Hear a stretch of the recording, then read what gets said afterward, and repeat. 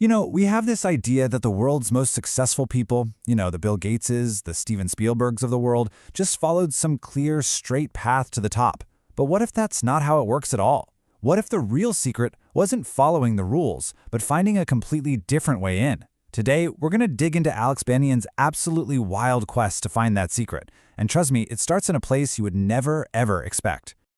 Okay, just picture this for a second. You're 18 years old. You're in an office where the couches are so plush they practically swallow you and the coffee spoons are impossibly shiny. Someone hands you a book about recycling feces and it's full of notes that look like they were written by a fifth grader. Then, this huge frosted glass door slides open, and there he is, Bill Gates, the richest man in the world, sipping a Diet Coke, and he's waiting for you. The real question is, how in the world did you get into this room?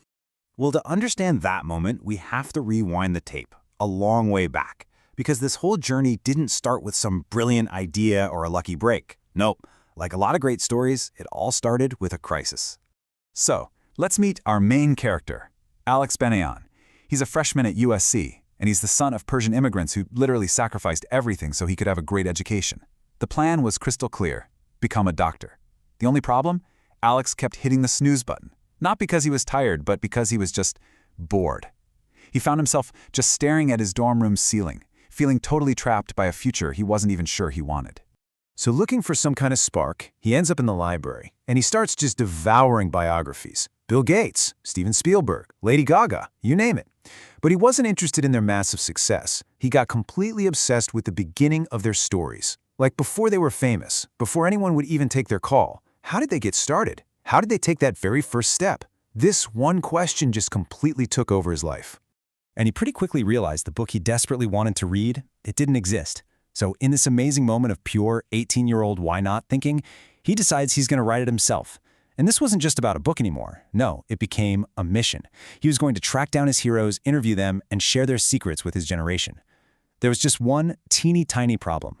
Missions like that cost a lot of money. And, well, he was a college kid drowning in tuition payments. And this, right here, is where the story gets really, really good.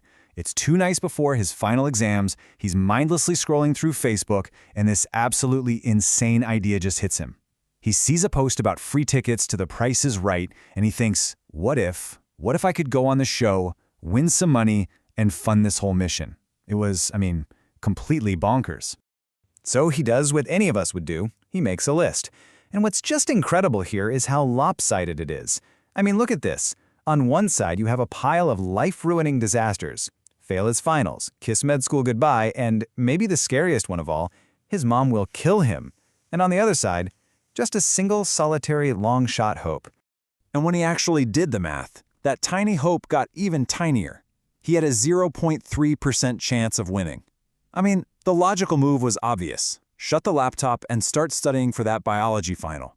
But that little voice in his head, that what if, it just wouldn't shut up. And this right here tells you everything you need to know about his mindset. He made a choice. He pulled an all-nighter, sure, but not for his exams. He decided to completely ditch the path everyone expected him to take and instead pour every ounce of his energy into figuring out how to hack the system. The mission was on. So Alex gets to work, and what he finds out pretty quick is that getting picked to be on the show isn't random at all. There's a gatekeeper, this one producer who interviews every single person in line. So he realized it wasn't about luck, it was a system. And you know what they say? If there's a system, it can be hacked. And this was his 4-step heist. First, he researched the producer, Stan, to figure out what he was looking for. Next, he dressed like a chubby toucan, his words, to make sure he stood out. When he totally blew his first interview, he literally manufactured a second chance by screaming the producer's name. And finally, when they took his phone away, he just started asking the audience for help, basically crowdsourcing their collective wisdom. The absolute best part is when he created that second chance. So Stan comes running back over, totally annoyed, and Alex has nothing prepared. He just panics and blurts out the first thing he sees, Stan's bright red scarf. And in this moment of pure, desperate genius, he yells this completely ridiculous line. It was so weird, so out of nowhere, that Stan just started cracking up.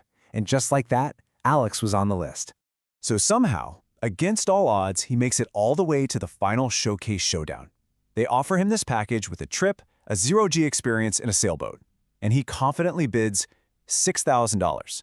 The entire audience goes dead silent. Drew Carey, the host, just stares at him, completely baffled.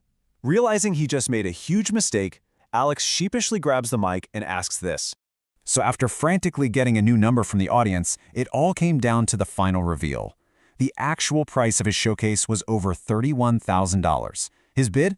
$30,000.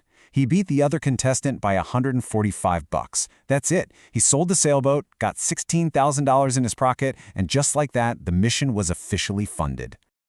But here's the thing. Winning the money, that was just the first hurdle. Now came the really hard part.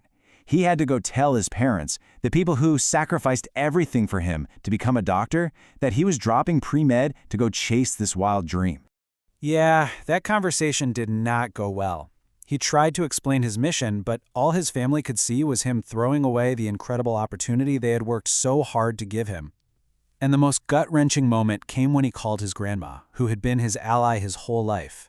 He was hoping for support. Instead, she just softly told him, "I think your mom is right," and then she hit him with this devastating line.